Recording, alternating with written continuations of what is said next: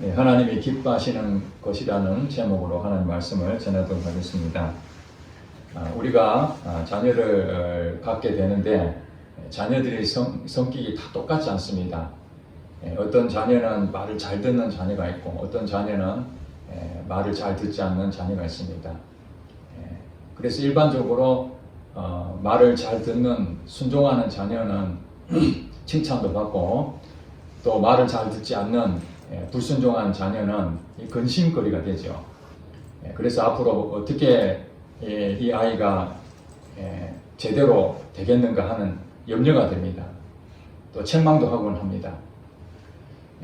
그렇지만은 나중에 결과를 보면은 늘 부모 밑에서 말을 잘 듣고 순종했던 그 아이가 효도하는 경우도 있지만은 오히려 부모를 소홀히 여기는 경우도 많고, 반대로 그렇게 말씀만 피우던 자녀가 나중에 그 부모에게 불효했던 것을 깨닫고 전심으로 그 부모를 섬기는 그 모습도 우리가 보게 됩니다. 현실을 봤을 때는 순종과 불순종에 대한 그 부분에 대해서 우리가 때로는 칭찬하고 때로는 부정하고 그러지만은 우리가 마지막까지 가봐야 알 수가 있습니다. 오늘 본문 말씀도 여러분들이 교회를 오래 다니신 분들은 이 본문 말씀을 굉장히 많이 들으셨을 것입니다. 일명 돌아온 탕자에 대한 예수님의 비유의 말씀입니다. 두 아들에 대한 부분이죠. 순종하는 아들과 불순종한 아들, 그 두 아들에 대해서 하나님은 어떤 마음을 갖고 계시는가 하는 것이 우리에게 주신 말씀입니다. 본문 말씀 이전에 15장 1절부터 잠깐 설명을 드리면은 1절에 보니까 모든 세리와 죄인들이 말씀을 들으러 가까이 나아오니 바리새인들과 서기관들이 수군거리 이르되 이 사람이 죄인을 영접하고 음식을 같이 먹는다 하더라. 이렇게 본문의 처음에 이제 시작이 됩니다. 모든 세리와 죄인들이 말씀을 들으러 예수님께 왔다는 것입니다. 그런데 여기서 바리새인들과 서기관들이 아니 예수님이 죄인을 영접하고 음식을 같이 먹는다는 이것이 말이 되는가? 이렇게 이제 따진 거예요. 이것을 보시고 예수님께서 비유의 말씀 세 가지를 하시게 됩니다. 여기서 두 부류라는 것을 우리가 확인할 수 있습니다. 하나는 세리들과 죄인들을 상징하는 것이고 또 하나는 바리새인과 서기관들의 부류입니다. 당시 유대인들의 상황에서 바리새인들과 서기관들의 위치가 어떤가? 그들은 지위가 매우 높고 권위가 있고 또 하나님에게 복을 받은 사람으로 인정받았던 사람들이 바로 바리새인들과 서기관들이었습니다. 반대로 이 세리와 죄인들은 죄를 범하는 이방인과 같이 취급을 받았습니다. 당시에 그 유대인들은 이방인들을 죄인으로 그렇게 여기고 접촉하는 것도 부정하게 여겼거든요. 즉 다시 말해서 이 세리와 죄인들은 유대인들에게는 이 접촉하면 안 될 아주 천하게 이렇게 여겼던 부류들입니다. 그런데 예수님 말씀을 들으러 오는 사람들이 이런 거룩하고 하나님 앞에 인정받고 사람 인정받는 바리새인과 서기관들이 예수님과 동석을 해야 되지, 오히려 반대로 접촉하면 안 될 이 세리들과 죄인들과 함께 예수님이 그들과 함께 어울려서 식사도 같이 하는 모습에 이 바리새인들과 서기관들이 분노한 것입니다. 다시 말하면 바리새인과 서기관들은 외적으로는 하나님을 잘 믿는 사람들이었습니다. 사람들에게도 인정받는 사람이었습니다. 그러나 우리가 성경 전체를 봤을 때에 여기서 바리새인들의 그 마음은 어떤가? 그들은 사실은 하나님을 진심으로 사랑하지 아니하고 겉으로 껍데기만 하나님을 사랑하는 것처럼 그렇게 했지, 실제로는 자기들은 자기 욕심을 다 가지고 자기 인간적인 생각을 다 가지고 하나님이 하라니까 어쩔 수 없이 마지못해서 하는 사람들이 바로 이 바리새인들이라고 볼 수 있습니다. 자, 예수님께서 비유로 세 가지를 했는데 첫 번째는 양 100마리에 대한 비유를 했습니다. 100마리 중에 한 마리가 길을 잃어버렸습니다. 그 한 마리를 이 목자가 찾아 나서는 거죠. 그 한 마리를 찾기 위해서 여기저기 뒤져서 겨우 한 마리 찾아온 것입니다. 그것을 너무 기뻐서 잔치를 벌입니다. 이 한 마리를 잃었는데 다시 찾았다. 너무 기쁘다. 그러면서 하시는 말씀이 의인 99마리, 양 나머지 100마리 중에서 99마리, 이것을 의인으로 칭했습니다. 의인 99마리로 인해서 기뻐하는 것보다도 양 한 마리, 이 죄인이죠. 목자에서부터 떠나버린 이것을 찾아온 것이 훨씬 기쁘다. 그렇게 예수님께서 말씀했습니다. 여기서 말하는 의인 99이라는 것은 뭐냐면 이 바리새인들을 지칭하는 것이고, 양 한 마리는 바로 세리와 죄인들을 지칭한다고 볼 수 있습니다. 그러니 이 바리새인들이 예수님과 함께하는 이 죄인들과 세리에 대해서 못마땅하게 생각하고 그들은 천하니까 지옥에 가야 될 자들이라고 말했지만, 오히려 예수님은 그 죄인들을 더 사랑하는 것을 말하고 있습니다. 그리고 또 한 비유가, 어떤 여자가 10개의 동전을 가지고 있었는데 하나를 잃어버리면 등불을 켜고 그 하나를 찾으려고 열심히 한다는 것입니다. 그래서 결국 찾아내면은 이것으로 사람들 불러서 내가 얼마나 기쁜지 그것을 고백한다는 것입니다. 이와 같이 죄인 한 사람이 회개하고 돌아오는 것이 하나님 천사들 앞에서 하나님 큰 기쁨을 갖는다, 이렇게 말하고 있습니다. 동전 하나도 우리가 소홀히 여기지 않는 것처럼 하나님 나라에서는 죄인 한 명이 지옥에 가는 걸 하나님 원치 않는다는 것, 이것을 우리가 명심해야 됩니다. 그 자녀들이 말을 잘 듣는 자녀도 있고 말을 잘 듣지 않는 말썽만 피우는 자녀가 있지만은, 그래 말 잘 듣는 이 아이는 훌륭한 자가 되기 위해서 내가 온 몸을 다 바쳐서 그 부모가 말 잡는 이 자녀에게 올인하는 것이 아니라, 말 잘 듣지 않는 이 아들은 너는 살든지 죽든지 네 알아서 해라, 그렇게 버려주는 것이 아니라 오히려 하나님 마음은 어떤가? 내와 함께 있는 이 맏아들보다도, 이 아들보다도 지금 있는 말씀 피우는 불순종한 이 아들에게 어떻게 하면 이 아들이 변화받아서 새로운 사람을 살 수 있을까? 그것이 하나님의 마음이라는 거예요. 그러면서 예수님께서 세 번째 이 비유로 말씀이 오늘 11절에 얘기하죠. 어떤 사람에게 두 아들이 있었다. 그 둘째가, 첫째도 아니고 둘째입니다. 둘째가 아버지에게 말하되 아버지여, 재산 중에서 내게 돌아올 분깃을 내게 주소서, 이렇게 요구합니다. 여러분, 상식적으로 아버지의 재산은 아버지가 돌아가실 때에 그 이제 유산을 상속하게 되는 거죠. 아버지가 돌아가실 때에 비로소 자녀들에게 유산을 배분하게 되어 있습니다. 그런데 이 둘째 아들이 아버지가 멀쩡히 살아 계시는데도 미리 그 유산을 달라고 요구한 것입니다. 이게 될 법합니까? 벌써부터 아버지에 대해서 순종하는 것이 아니죠. 이 불효망심한 자녀입니다. 내게 달라는 것입니다. 그런데 이럴 때에 아버지가 가슴이 아프지만은 그 아들이 말하는 대로 이 허락을 합니다. 12절에 보니까 그 둘째가 아버지에게 말하되 아버지여, 재산 중에서 내게 돌아올 분깃을 내게 주소서, 이렇게 말하니까 아버지가 그 살림을 각각 나눠줬다. 둘째 아들과 맏아들 둘 다 분깃을 나눠줬다는 거예요. 지금 여러분 잘 보세요. 요구하는 것은 둘째 아들이 요구를 했는데 아버지가 둘째 아들만 먼저 준 것이 아니라 각각 유산을 나눠줬어요. 아버지가 큰아들이고 둘째이고 각각 다 나눠줬어요. 사실은 아버지가 나눠주고 싶어서 나눠준 게 아닙니다. 그러나 때로는 자녀들이 무언가 강렬하게 요구하면은 부득불 부모도 그 자녀의 마음이 상할까봐 이렇게 허락할 때가 있습니다. 그리고 그것을 깨달아야만 아버지가 왜 그것을 원하지 않는지 이제 알겠다. 그런 자녀가 있거든요. 말을 잘 듣는 자녀도 있지만은 끝까지 자기가 해보고 실패를 거듭해야 내가 이렇게 하는 것이 잘못했구나, 이런 성향을 가진 사람도 있습니다. 이 첫째 아들은 아버지가 말하면 웬만하면 그냥 수용했던 것 같고, 둘째 아들은 그렇지 않은 것 같아요. 자기가 하고 싶은 대로 하겠다는 것이죠. 그래서 아버지가 할 수 없이 그 아들의 마음을 상하지 않기 위해서 재물을 줬습니다. 그래서 그 아들은 너무 기뻤습니다. 이제 자기의 꿈이 이루어졌구나.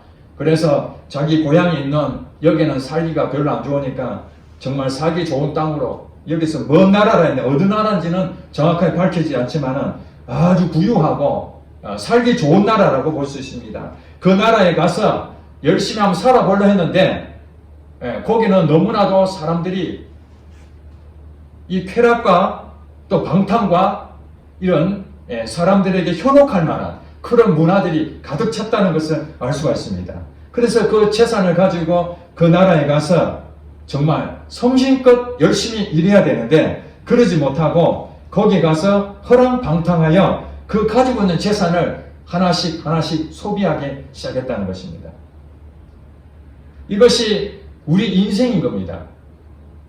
하나님께서는 하나님 안에 있을 때에 큰 복인데 그것을 생각하지 아니하고 자기 속에 오는 대로 내가 한번 해보겠다, 내 꿈을 한번 이루어보겠다. 그래서 아버지 집을 떠나서 이젠 자유롭게, 아버지가 나를 통제 안 하고 아버지가 이래라 저래라 하는 그것도 귀찮고, 이제는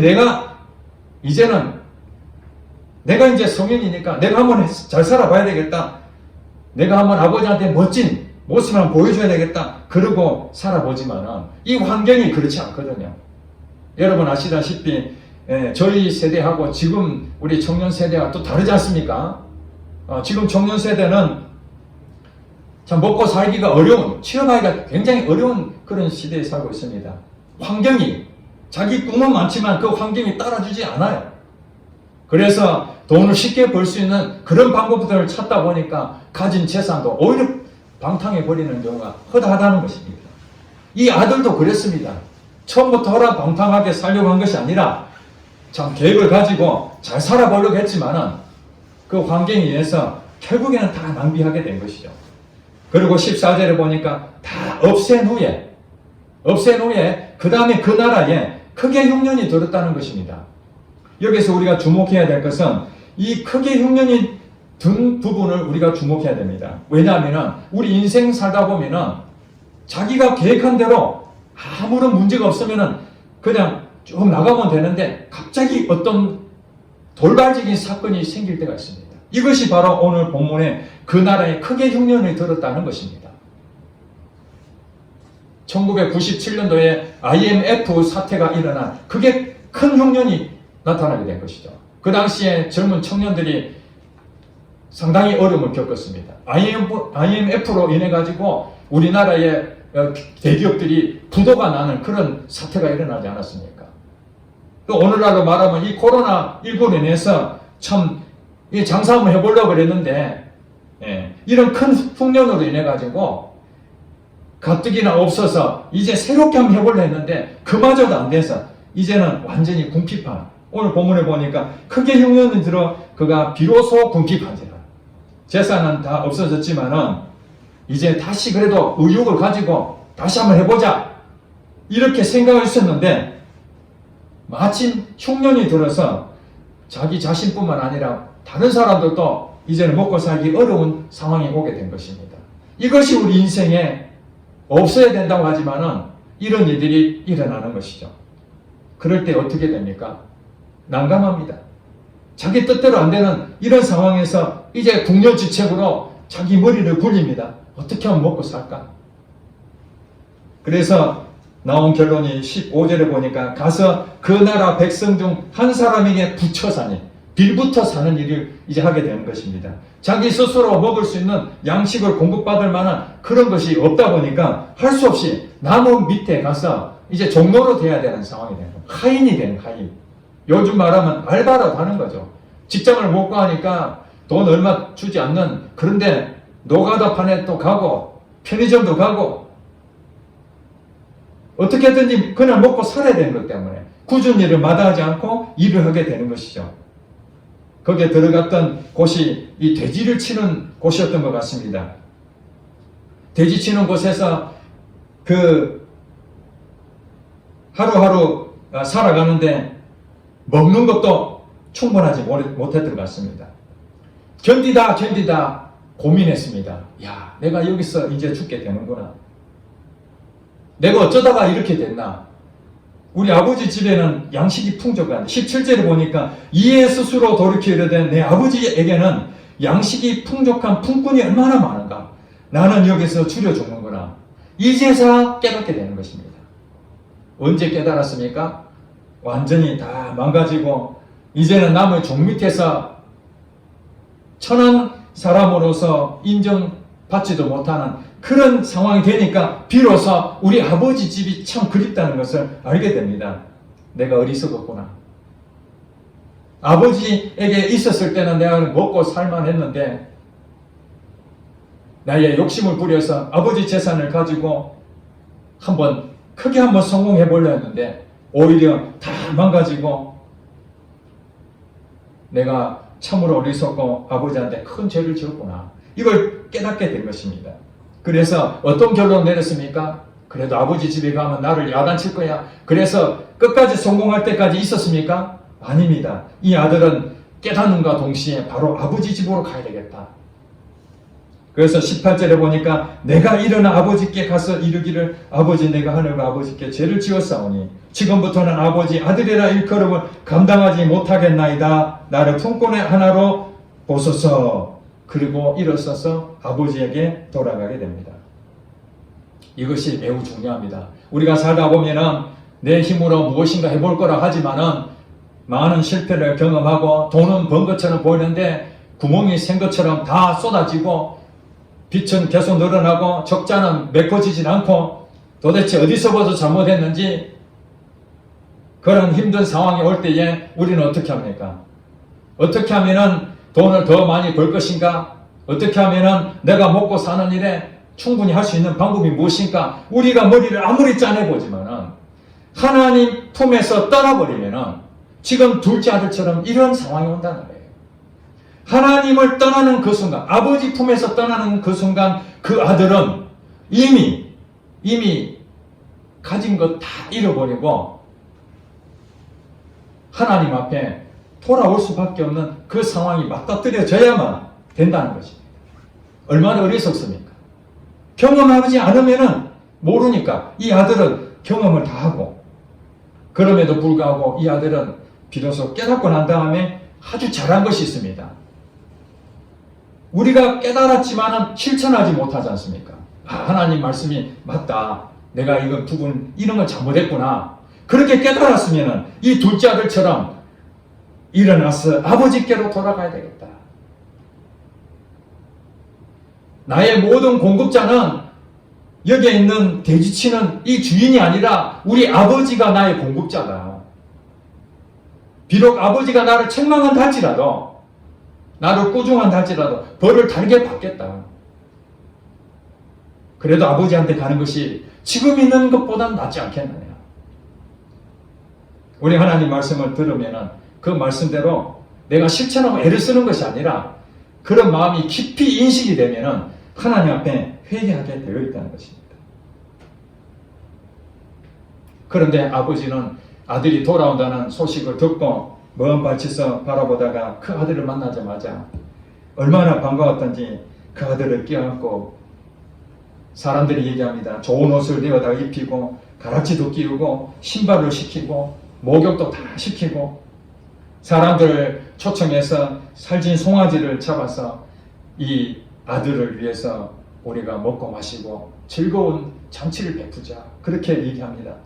이 둘째 아들은 마음이 어떻겠습니까? 오히려 야단 한번 맞았으면 마음이라도 편할 텐데 오히려 아버지는 야단보다도 그 아들을 반갑게 껴안아주고 잔치까지 벌여주니 자기가 한 것이 너무 아무것도 없는데 오히려 책망받아 마땅한 자를 이렇게 환대해주는 아버지 앞에 그 아들은 여기에 기록은 되어 있지 않았지만 그 아들 얼마나 울었겠습니까?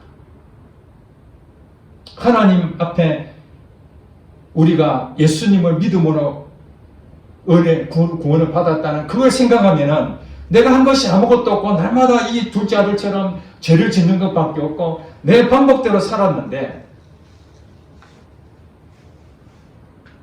예전에 교회를 다녔다가 이젠 세상으로 나갔다가 더 이상 내가 방법이 없어서 하나님 앞에 돌아왔는데 하나님은 나를 책망하지 아니하시고 기다렸다는 듯이 과거를 묻지 아니하시고 다 용서하시고 하나님 내가 잘못했어요. 그 말 한마디 하나님께서는 눈물을 닦아주시고 안아주시는 그 하나님이시다는 거예요. 그렇습니다. 우리는 이 둘째 아들과 같이 인생을 살 수 있습니다. 아마 우리 모두가 둘째 아들처럼 그렇게 살고 있는지도 모릅니다. 그러나 하나님께서는 그 둘째 아들이 하나님 앞에 돌아와서 회개하고 내가 잘못했다고 그 한순간 하나님은 과거를 묻지 아니하신다는 그 사실입니다. 이것을 우리가 명심해야 됩니다. 그런데 우리가 이제 둘째 아들에 대한 얘기를 했다면 첫째 아들은 어떤 반응을 했을까요? 첫째 아들이 아버지가 시킨 일을 하고 마치고 집에 돌아오니까 집에 난리가 난 것입니다. 풍악이 울리고 잔치를 하는 모습이 있는데 야, 이 무슨 큰일이 있는가 보다 하고 와서 그 하인들은 물어봐요. 지금 무슨 일이 있느냐? 그러니까 당신의 동생이 돌아왔습니다. 그래서 지금 잔치를 벌이고 있다고 그렇게 말을 했습니다.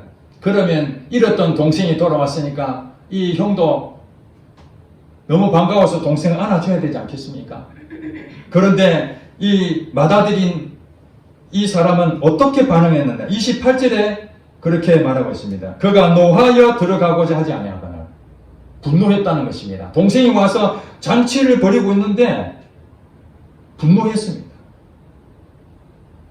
그러면서 뭐라고 얘기합니까? 아버지한테 대들었습니다. 29절에 보니까 아버지께 대답하여 이르되 내가 여러 해 아버지를 섬겨 명을 어김이 없거늘 내게는 염소 새끼라도 주어 나와 내 벗으로 즐기게 하신 일이 없더니 아버지의 살림을 창녀들과 함께 삼켜버린 이 아들이 돌아오매 이를 위하여 살찐 송아지를 잡으셨나이다. 이 따지는 거죠. 아버지한테. 나는 아버지가 말한 대로 오랫동안 이렇게 순종했는데 내 순종한다고 송아지는커녕 염소 새끼 한 마리도 잡아주지 않았지 않습니까? 이럴 수 있습니까? 이것이 이 맏아들의 고백이었습니다. 정당한 얘기죠. 맏아들 입장에서는 참 기가 막힌 일입니다. 자기는 잘못한 것이 없고 잘못한 동생인데 오히려 야단치고 집에 못 들어도 쫓아내야 되는데 동생을 그렇게 환대해주는 모습을 보면서 자기 자신은 왜 이런 나는 대접을 그렇게 안 하는가 아버지 그런 얘기 따지는 거지 않습니까? 31절에 아버지가 뭐라고 얘기합니까? 예, 너는 항상 나와 함께 있으니 내 것이 다 네 것이다. 너는 나와 함께 있었으니까 아버지 것이 다 네 거 아니냐. 왜 송아지를 잡느냐 염소 새끼를 잡느냐 뭐 이런 얘기 할 것이 없다. 네가 먹고 싶으면 얼마든지 할 수 있는 일이고 그럼 문제가 안 된다. 그러면서 하나님 말씀하시기를 32절에 결론의 말씀입니다. 이 내 동생은 죽었다가 살아났으며 내가 잃었다가 얻었기로 우리가 즐거워하고 기뻐하는 것이 마땅하다. 아들이 떠나는 순간 하나님 품을 떠나는 순간 그 아들은 죽은 것입니다. 아들은 재산도 가지고 힘도 있고 자기 거는 다 가졌다 하지만은 아버지가 볼 때는 떠나는 순간 그건 죽은 거예요. 그렇지만 다시 돌아왔을 때는 다시 살아난 것이죠. 아버지 품에 오는 것은 다 살아납니다. 여러분 인생에서 어려움을 만나고 또 환난이 오고 궁핍할 수도 있고 병이 들 수도 있고 여러 가지 어려움이 올 수 있습니다. 그럴 때에 여러분 머리를 쓰고 여러분이 그것을 헤쳐보려고 애를 쓰는 것이 그것이 최선의 방법이라고 생각하지만은 하나님이 말씀하시기를 아버지 품에 떠나 있는 상태에서는 그건 축복을 받을 수 없는 것입니다.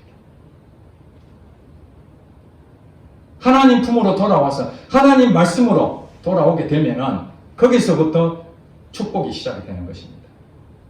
여기서 이 맏아들은 사실은 아버지 말을 잘 듣는 순종의 아들로 보여지지만은 이 맏아들이 바로 바리새인들이라는 것을 우리가 알 수 있습니다. 이 바리새인들이 뭐라고요? 외적으로는 하나님 말씀을 잘 지키려고 율법을 철저히 지키려고 애를 썼던 사람입니다. 그러나 마음은 어떻다고요? 하나님을 조금 더 사랑한 것이 아니라 어쩔 수 없이 하는 거예요. 시키니 가는 것입니다.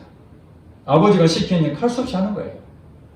여러분, 아버지 품을 떠나서 돈도 없고 다 잃어버린 이것도 지옥이지만은 아버지와 함께 살면서도 기쁨도 없고 감사하지도 못하고 이것도 지옥이라는 거 아셔야 됩니다. 하나님께서는 이 맏아들과 늘 함께 있었는데 그 늘 함께 있는 것에 대해서 감사하고 기뻐하고 이런 모습을 살아야 되는 것이 마땅한데 그러지 못하고 아버지가 있어도 아버지가 나와 함께 있어도 아버지가 없는 것처럼 살고 있는 거예요, 지금. 이것이 바리새인들이 그렇다는 거예요. 하나님을 믿는다 하지만은 실제로 하나님을 통해서 천국을 누리지 못하고 사람들 비판이나 하고 천하게 여기고 자기 생각으로 인생을 살아가고 욕심을 부리고 이렇게 살고 있다면 그건 하나님의 복을 받을 수가 없는 것이죠. 그러므로 우리 육신의 눈을 볼 때는 둘째 아들은 책망받아야 되고 맏아들은 칭찬받아야 될 것처럼 보이지만은 사실 우리 신앙인 안에 우리 그 교회 공동체 안에 두 부류가 있다는 걸 아실 수 있습니다. 맏아들처럼 목사님이 하라니까 해야 안 되겠나? 내가 집사 장로니까 직분을 받았으니까 내가 그래도 안 하면은 요거도 먹으니까 해야 안 되겠나? 내가 적어도 천국에 가려면 이 정도는 해야 되지 않겠나? 하는 어쩔 수 없이 하는 것들은 다 지금 맏아들처럼 한다는 거예요. 그 천국을 누릴 수가 없습니다. 그러나 비록 우리가 아버지 말씀에 순종해야 되는데 내가 한번 해보겠다 해서 내 생각으로 갔다가 넘어지고 또 넘어지더라도 그래도 하나님 앞에 다시 돌아와서 하나님밖에 없습니다. 이렇게 하는 것이 오히려 하나님이 이 맏아들보다도 이 둘째 아들이 더 칭찬받을 일이라는 거예요. 그러나 때로는 여기서 보니까 17절에 스스로 돌이켜 회개하고 집으로 돌아오잖아요. 우리 그 드라마나 이런 거 보면은 대그룹 회장 딸이 가출했을 때에 사람들을 시켜서 그 딸을 잡아오라 그러잖아요. 우리 딸이 지금 어디 갔는데 잡아와. 말 안 듣고 아빠 말을 안 듣고 남자친구 만나지 말아 했는데 그 남자친구 만난다고 가출해버리는 그 딸 있으면은 찾아서 오라 오지 않습니까? 강제적으로라도 자기 앞에 앉히겠다는 거 아닙니까? 근데 하나님은 그런 방법을 하지 않았다는 거예요. 아들이 떠날 때도 하나님 마음이 너무 아프지만은 그래도 허락을 해준 거예요. 왜냐하면 그 자녀가 그렇게 하기를 원하니까. 결국엔 깨닫고 돌아올 걸 생각하고 보내줬어요. 하나님께서 인격적인 하나님이시기 때문에 강제적으로 그 아들을 찾아가서 데려온 게 아닙니다. 그러면 그 아들이 어떻게 해요? 시간만 나와 아버지 눈을 피해서 또 도망가지 않겠습니까? 자기가 깨닫지 않는다면은 아무리 아버지 집으로 잡아와도 또 아버지 몰래 도망갈 게 뻔합니다. 그러나 이 둘째 아들은 그 철저히 느끼고 아버지 품에 돌아왔기 때문에 다시는 떠날 일이 없고 그리고 이 아들이 그 다음부터 어떤 삶을 살았겠습니까? 본문에 나오지 않았지만은 하나님에 대한 마음으로 내 같은 놈을 그래도 받아준 아버지 너무 감사합니다. 감사합니다. 감사합니다. 아버지 내가 이제 뭘 할까요?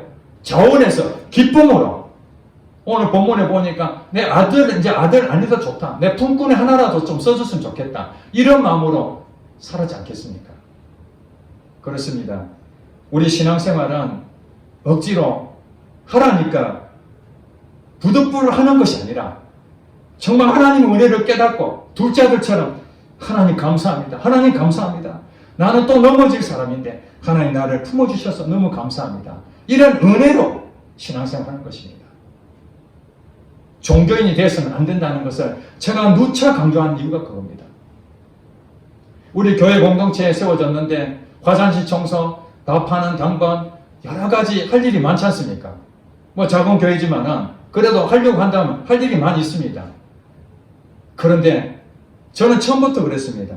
하나님의 은혜 가운데 이 둘째 아들처럼 하나님 나 품꾼 하나 써주세요. 내 아들 안 해도 좋습니다. 아버지가 나의 모든 것입니다. 그러면은 아버지가 이거 해라 저거 해라 하기 전에 둘째 아들이 즐거움으로, 기쁨으로 그 일을 한 것처럼 교회 공동체는 그런 마음을 가져야 되는 거예요. 교회에서 이거 해라 저거 해라 이렇게 지시를 안 하더라도 화장실 청소도 할 수도 있고 식사를 준비할 수도 있고 꼭 당번을 정해야만 한다면 그것이 과연 효율적일 수는 있지만 교회 공동체를 운영하는 데 있어서 조직을 잘 시스템화 만들 수는 있지만 우리가 첫째 아들처럼 아버지가 명한 대로 내가 다 했는데 하나님 왜 내한테 복 안 줍니까? 왜 내게 이런 어려움을 주십니까? 하나님 원망하고 따질 수 있지 않겠습니까? 내가 열심히 했는데. 그러나 둘째 아들은 열심히 했다 할지라도 하나님이 나한테 해주신 것에 비하면은 이거는 아무것도 아니야. 오히려 돼지친 밥도 못 먹는 거기에 비하면은 아버지 집에 있는 이 모든 것은 내가 많이 누리는 거 아니야. 그렇게 생각하지 않겠습니까? 그렇습니다. 우리는 하나님 품 안에 있는 것이 그것이 하나님이 나를 간섭하고 이거 하라 저거 하지 마라 이런 것들이 불편하게 생각할 수 있지만 그러나 결과적으로 오늘 본문 말씀을 볼 때에 결국에는 하나님 안에 있는 것이 진짜 자유함이고 우리 인간이 다 모르니까 하나님 말씀하신 따라가는 것이 오히려 큰 복이 된다는 것입니다. 그러나 하나님과 함께 하면서도 누리지 못하고 천국이 있는데도 기뻐하지 못하고 감사치 못하고 하나님이 다 주셨는데 너와 내가 함께 있는데 내게 다 네 거 아니냐 그렇게 말하는데도 부족한 걸 자꾸 얘기하고 분노하고 하나님 이것 필요한데 왜 안 주십니까? 따지고 내가 잘한 것들을 자꾸 얘기하고 하나님이 기뻐하시는 게 무엇이라고요? 죽었다가 살아나고 잃었다가 얻은 것에 대해서 하나님 기뻐하신 거예요. 예수님이 땅에 오신 것도 그렇습니다. 의인을 부르러 오신 것이 아니라 죄인을 부르러 왔다. 우리는 저와 여러분은 다 죄인 아닙니까? 그 죄인을 살려주시기 위해서 예수님이 땅에 오셨다는 거예요. 그리고 예수님 때문에 우리가 구원을 받았는데 저와 여러분이 구원 얻기 위해서 한 게 뭐가 있습니까? 아무것도 없잖아요. 그런 하나님이신 거예요. 그냥 주고 싶은 거예요. 그냥. 오늘도 지금 죄인 한 사람이 하나님 은혜로 구원 얻기를 바라고 있는데 우리의 심령이 어떤 마음이에요? 하나님 마음을 부어지면은 내 주변에 있는 그 사람 나도 이렇게 하나님 은혜 입었는데 저도 하나님 입어야 되는데 하는 그 안타까운 마음이 왜 없겠습니까? 하나님 제가 뭘 하면 좋겠습니까? 하나님 말씀해 주세요. 제 목이라도 다 내놓겠습니다. 초대교회 성도들은 다 그런 마음으로 살았다니까요. 그 환난과 핍박 가운데서도 자기가 사자 밥이 된다고 생각하더라도 기꺼이 자기 목을 내놨다니까요. 그게 하나님이 기뻐하시는 것이죠. 죽었다가 살아 돌아오고 잃었다 얻은 것으로 기뻐하는 그 하나님. 바로 우리가 둘째 아들 아닙니까? 첫째 아들처럼 살면 안 됩니다. 이제는 하나님 말씀에 기쁨으로 자유함을 얻고 하나님 품을 떠난 그 순간 우리는 다 잃어버립니다. 하나님 안에 있는 것이 오히려 축복이라는 것을 깨달으시고 하나님 말씀대로 많은 걸 누리는 여러분 되시기를 주님으로 축복합니다. 아멘. 기도하겠습니다.